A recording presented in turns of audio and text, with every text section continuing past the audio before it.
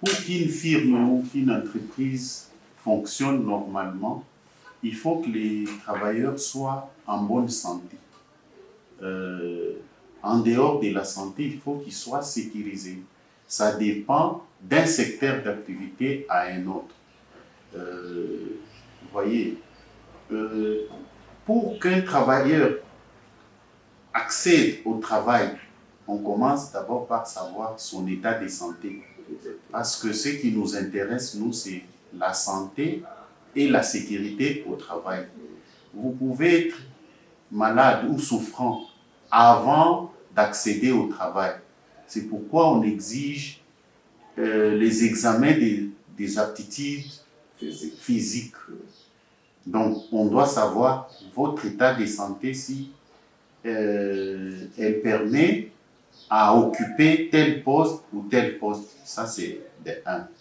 Si on trouve que votre état-là permet à ce que vous occupez ces postes-là, là, on vous engage.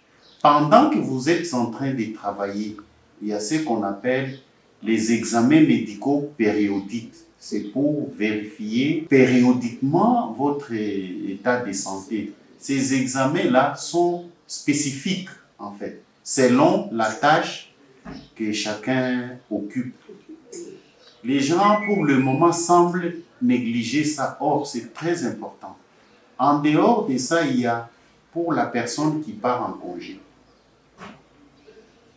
On doit, à son retour, à la sortie de l'entreprise, il doit passer par les examens. À son retour du congé, il doit encore passer aux examens parce que nous protégeons et l'employeur et l'employé. Que quand cette maladie-là est contractée ou est contractée à l'issue du travail ou lié au travail là, donc c'est que vous exercez ça, là vous contaminez. Il y a les acides, il y a les gaz, il y a la poussière. Là, on peut déclarer ça une maladie professionnelle. Pourquoi les examens médicaux périodiques sont trop exigeants? Parce que vous vivez au jour les jours dans ces travails-là.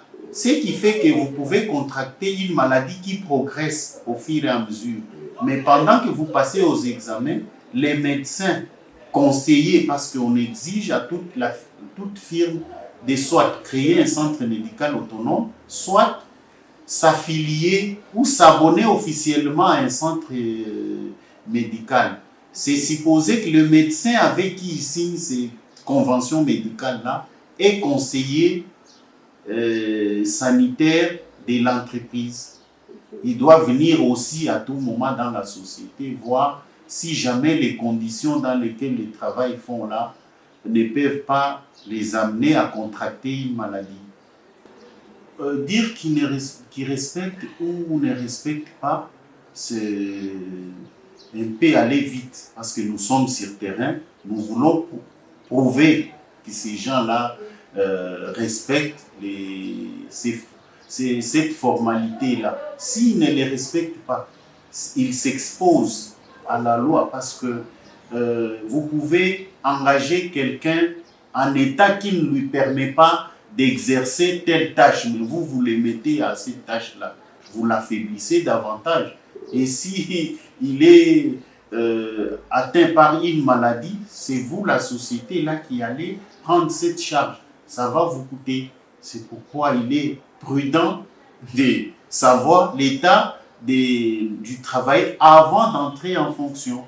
C'est par rapport aux aptitudes qu'on affecte la personne. Si ces aptitudes ne lui permettent pas, par exemple, d'exercer comme manœuvre lourd, par exemple, mais que vous les mettez là, vous voyez, vous créez, pas vous lui créez, vous créez aussi des problèmes. Ce n'est pas vous donner l'exactitude, parce que comme je venais de le dire, nous sommes arrivés ici, nous sommes sur terrain. Il faut, après ces visites qu'on organise, là on saura vous dire, vous donner une moyenne par rapport peut-être à l'année passée ou au trimestre passé et jusqu'à aujourd'hui.